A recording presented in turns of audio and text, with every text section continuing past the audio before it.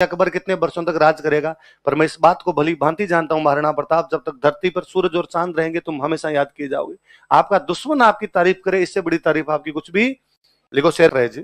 प्रताप इसलिए महान नहीं है कि उन्होंने युद्ध लड़े, प्रताप इसलिए महान नहीं है कि भाई वो बहुत बड़े योद्धा हुए या उन्होंने अकबर की अधीनता स्वीकार नहीं की। उनसे भी बड़े महान इसलिए हैं प्रताप कि प्रताप का नैतिक चरित्र बहुत महान है।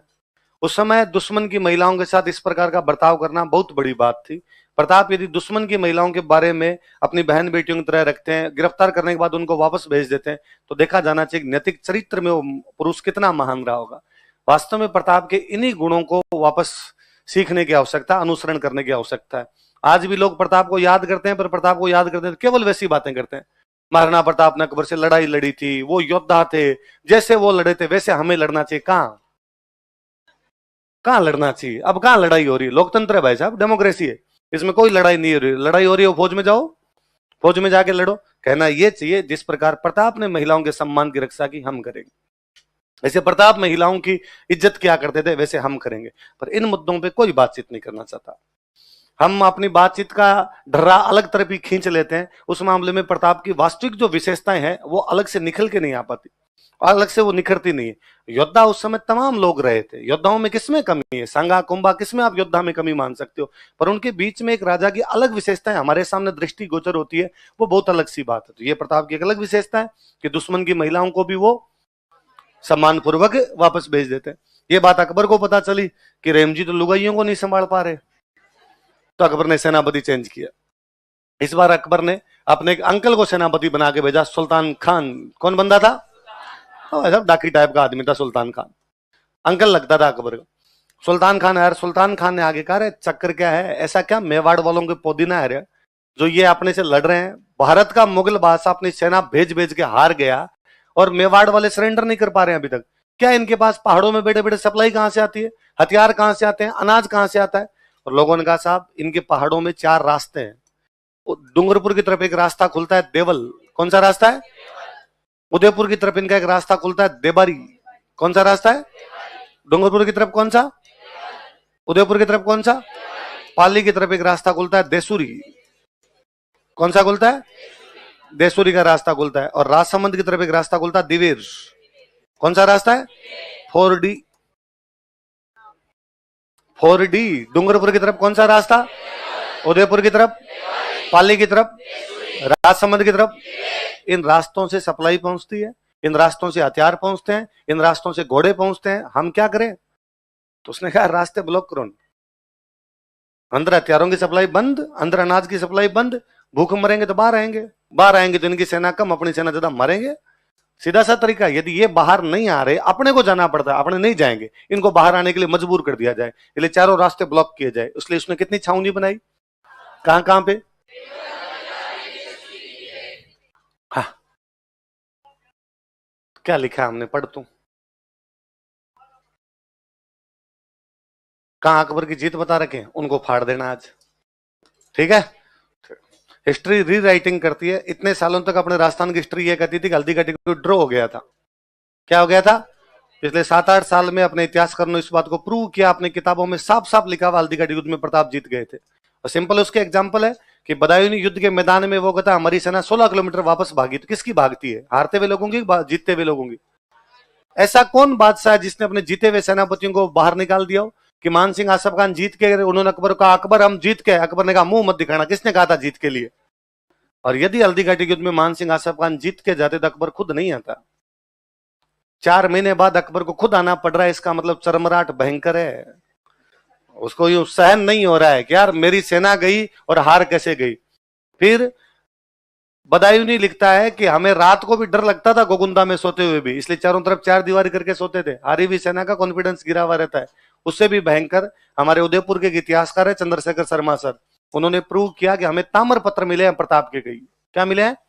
ताम्र पत्र बताया था, जमीनें दान में देते क्या होते? ताम्र पत्र। हमें कुछ प्रताप के ताम्र पत्र मिले हैं जो हल्दी घाटी युद्ध के ठीक बाद में जारी किए गए, और उसमें प्रताप ने हल्दी घाटी के आसपास की जमीनें दान में दी है।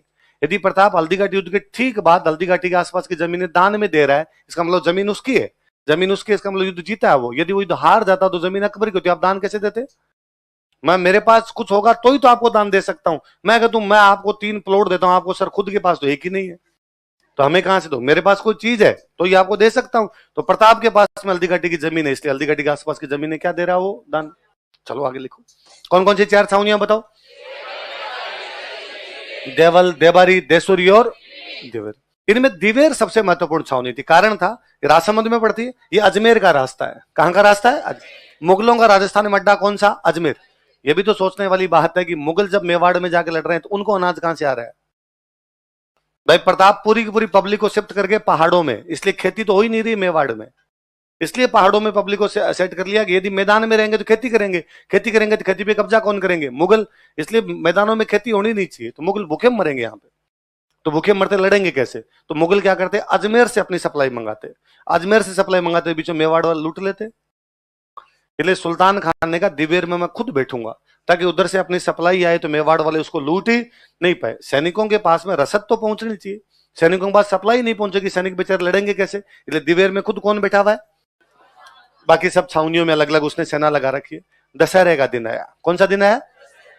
अपने पढ़ते हैं दशहरे पे हथियारों की पूजा की जाती है, और पहले ये नियम था कि दशहरे पे हथियारों की पूजा के बाद में कहीं ना कहीं युद्ध किया जाए।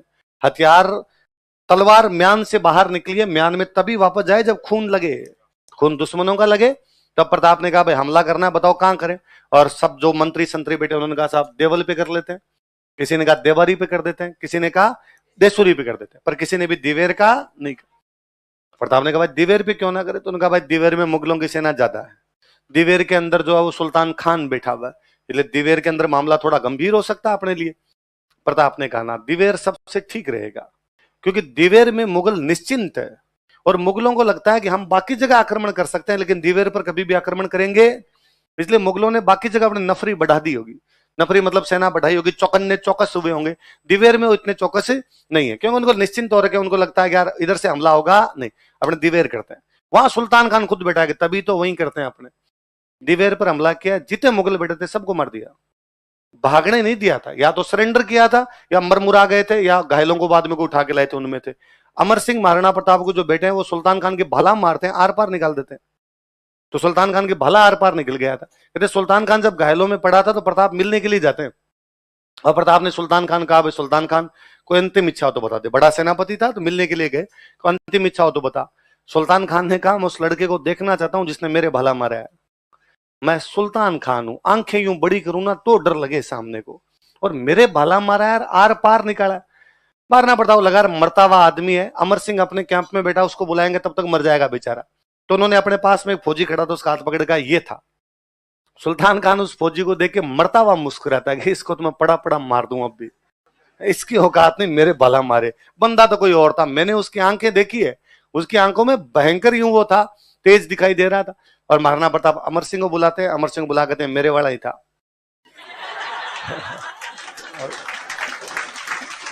सुल्तान खान कहता है निसंदेह तुम बहादुर पिता के बहादुर पुत्र हो। और अमर सिंह को महाराणा प्रताप कहते हैं इसके मुंह में गंगा जल डाल दे। मरते हुए आदमी मुंह में गंगा जल डालते हैं, अब गंगा जल डाल देते हैं। सुल्तान खान की आंखें बंद हो जाती है, सुल्तान खान बोली बंद हो जाती है, पर वो मरता नहीं, वो तड़पता है बेचारा, क्योंकि उसके भाला फंसा हुआ है। घायल आदमी का जब तक पूरा खून नहीं निकलेगा मरेगा नहीं, और भाला धंस गए चक्कर में खून टप टप धीरे धीरे आ रहा है, क्यों घाव वो नहीं रखा, भाला अंदर ही लगा हुआ उसके पूरा। तो महाराणा प्रताप अमर सिंह कहते इसका भाला बाहर निकाल दे, ताकि खून एक साथ निकलेगा, मर जाएगा बेचारा, वरना तड़फेगा कई देर तक। अब वो इतना मोटा था सुल्तान खान की उसके वो भाला अंदर ही अड़ गया। अमर सिंह वो हाथ से खींचे पर भाला नहीं निकले। फाइनली अमर सिंह उसके दोनों पैरों पे पैर लगा खड़ा होता है, भाला दोनों हाथों से खींचता है, तब उसका भाला निकलता है, सुल्तान खान मरता है। जमस्टोड कहता है ये युद्ध नहीं मेवाड़ का मैराथन था। क्या था ये युद्ध? मेवाड़ का। अभी पढ़ते हैं मैराथन क्या था, लिखो दिवेर का युद्ध, बैटल ऑफ दिवेर। कौन से युद्ध को? मेवाड़ का मैराथन का। कौन से युद्ध को? मैराथन यूनान में एक जगह का नाम है। कहां पे? ग्रीस। ग्रीस एक देश का नाम सुना है? ग्रीस को हम हिंदी में क्या कहते हैं? यूनान। यूनान में एक जगह का नाम है, जगह का नाम है मैराथन। क्या नाम है? मैराथन। ईरान के राजा ने अटैक कर दिया था। कहां के राजा ने? ईरान के राजा ने अटैक किया यूनान पर। मैराथन के मैदान में लड़ाई हुई। कौन से मैदान लड़ाई हुई? कौन से मैदान में? तो अकबर कहता है जैसे ईरान और यूनान के बीच में मैराथन के मैदान में लड़ाई हुई थी, यूनान की छोटी सेना ने ईरान की बड़ी सेना को मैराथन के युद्ध में हरा दिया था, उसी प्रकार दिवेर के लड़ाई के अंदर प्रताप की छोटी सेना ने मुगलों की बड़ी सेना को हरा दिया, इसलिए दिवेर मेवाड़ का। तो मैराथन जगह का नाम है। कहां पे? यूनान। यूनान कहां पे? यूरोप। जेम्स टोड कहां का था? यूरोप। तो वो तुलना तो अपने यूरोप से ही करेगा। मैराथन के नाम की लड़ाई, मैराथन नाम की जगह कहां पे अटैक कहां के राजा ने किया? यूनान में दो जगह बड़ी फेमस जगह, एथेंस और स्पार्टा। कौन कौन सी?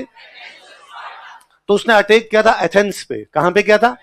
तो एथेंस वालों को पहले लगा यार अकेले जीतेंगे कि नहीं जीतेंगे, हालांकि एथेंस अकेला जीतता है। वो स्पार्टा वालों को सहायता के लिए बुलाते हैं। किसको सहायता के लिए बुलाते हैं? तो उन्होंने अपना एक बंदा भेजा कि जाओ स्पार्टा वालों को कि हमारी सहायता करे, मैराथन के मैदान में आकर हमारा साथ दे ईरान के राजा के खिलाफ। एक बंदा दौड़ता हुआ जाता है, फिसीपीडी, क्या नाम था?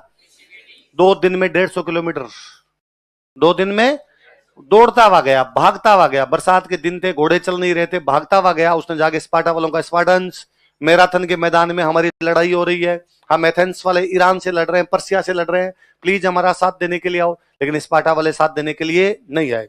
एथेंस अकेला पर्सिया या ईरान से लड़ा और एथेंस अकेला पर्सिया ईरान को मैराथन के मैदान में हरा देता है। तो अब जेम्स टोड ने कहा कि जैसे मैराथन के युद्ध में एथेंस की छोटी सेना ईरान की बड़ी सेना को हराती है, वैसे दिवेर में प्रताप की छोटी सेना ने मुगलों की बड़ी सेना को हरा दिया। तो मैराथन वाले मैदान में सहायता के लिए किसको बुलाया गया? स्पार्टा। लेकिन वो सहायता के लिए एक बंदा कैसे गया था वहां पे सहायता के लिए? दौड़ के। कैसे गया था? कौन से युद्ध में सहायता के लिए? मैराथन युद्ध में। कौन से युद्ध में? लंबी दौड़ लगाई उसने, लंबी दौड़ लगाई। इसलिए आज दिन तक लंबी दौड़ों को क्या कहते हैं? क्योंकि पहली बार वो लंबी दौड़ कौन से युद्ध के लिए लगाई गई थी? पहले बढ़ गई बात। तो दिवेर के युद्ध में किसको मार दिया गया? सुल्तान खान। कौन मार देता है? अमर सिंह वो योद्धा है जिसने दिवेर के युद्ध में सुल्तान खान को भला मारा, जो उसके आर पार निकाल दिया था। अमर सिंह वो है जो 1580 में मुगल सेनापति अब्दुल रहीम की सारी बेगमों को गिरफ्तार करके लेके आ गया था। अमर सिंह वो है जो 1573 में मान सिंह जब बातचीत करने के लिए आया तो उससे बातचीत करता है और उसको कहना है कि भाई दम हो तो कभी अकेले आके दिखाना हमारे मेवाड़ की तरफ। उस अमर सिंह के बारे में हमें किताबों में यह पढ़ाया गया कि वो घास की रोटियां खाता था और उसके हाथ से एक दिन वन बिलाव रोटी छीन के भाग गया था। हरे घासरी रोटी ही जद वन बिलावड़ो ले भाग्यो, छोटो सो अमरियो चीख पड़ियो, राणारो सुत्यो दुख जाग्यो। हमें लगता है अमर सिंह अंगूठा चूसता रहता था सारा दिन बैठा बैठा। और हल्दी घाटी युद्ध के बाद प्रताप की स्थिति खराब हो गई थी और अमर सिंह एक दिन घास की रोटी खा रहा था और वन बिलाव उसके छीन से भाग गया। हल्दी घाटी युद्ध के टाइम में अमर सिंह की एज है 17 साल। एज कितनी है? क्योंकि मैंने बताया था उदय सिंह के पोता हुआ तब उदयपुर की स्थापना हुई। उदय सिंह का पोता अमर सिंह है। तो अमर सिंह का जन्म कब हुआ है? 1559। 1559 में आया तो हल्दी घाटी के टाइम 1576 में 17 साल का हो। उसकी पोस्टिंग थी उदयपुर कि हल्दी घाटी में जब ये लोग लड़ रहे थे तो महिलाएं सारी उदयपुर थी। तो लगा कि यदि मुगल कभी महिलाओं की तरफ अटैक करे तो वहां बचाने का काम कौन करेगा? अमर सिंह। तो अमर सिंह वो है जो हल्दी घाटी युद्ध के टाइम उदयपुर में पोस्टेड है। अमर सिंह वो है जो मुगल सेनापति अब्दुल रहीम के परिवार को गिरफ्तार कर लेता है। अमर सिंह वो है जिसने सुल्तान खान के भाला मारा, जो आर पार निकाल दिया। अमर सिंह वो है जिसने प्रताप के मरने के बाद मुगलों से 17 युद्ध लड़े, सारे के सारे जीत गया। हमारे इतिहास की किताबें उसको घास की रोटी खाने तक सीमित कर गई। हमारे साथ लोचा यह है कि हमने कहानियों को इतिहास बना लिया है। इसलिए कभी तो घास की टोकरी में उदय सिंह है, कभी घास की रोटी में। इस घास से बाहर नहीं आ पा रहा है इतिहास। इसलिए इतिहास को सबसे पहले किससे बाहर लाने की आवश्यकता है? मुझे कोई पर्सनली पूछे कि मेवाड़ में इतने योद्धा हुए, उन योद्धाओं में सबसे अच्छा कौन लगता है? अमर सिंह लगता है। ये क्या योद्धा रहा होगा यार। अमर सिंह के साथ विडंबना ये, वो महाराणा प्रताप के बेटे हैं। बरगद के नीचे दूसरे फल फूल नहीं लगते, बरगद के नीचे दूसरे पेड़ नहीं लगते। महाराणा प्रताप बरगद है, उनके नीचे दूसरा दिखता नहीं है। इसलिए अमर सिंह का कैरेक्टर छुप गया उनके नीचे। बाकी अमर सिंह और बड़े योद्धा है। यदि वो महाराणा प्रताप के बेटे ना होते, महाराणा प्रताप के 1-2 पीढ़ी बाद में हुए होते या महाराणा प्रताप से पहले हुए होते, हम अमर सिंह के बारे में बहुत कुछ जानते। लेकिन अब अमर सिंह के बारे में हम एक बात जानते हैं, किसकी रोटी खाते थे?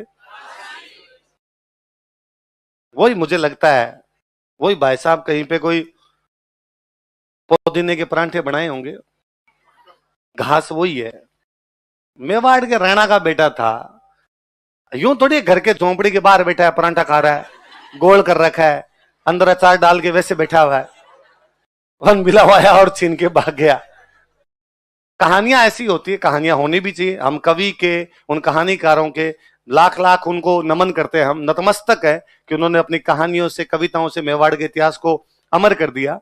मेवाड़ के इतिहास को बताया, राणा के संघर्ष को बताया, किस प्रकार कम संसाधनों के बावजूद लड़े थे वो बताया। पर इतिहासकार तो ध्यान देते हैं, वो तो क्लास की किताबों में घास की रोटियों से बचाते कम से कम, पर हमें कहानियों में केवल और केवल क्या बताएगी? घास। इसलिए गधा भी घास आए ना, इसका मतलब माना वो बात सच्ची, बड़ी बात। अब जब इसमें मुगल सेना पूरी मार दी गई तो अकबर ने पूछा भाई अब कौन जाएगा मेवाड़ वालों से लड़ने के लिए?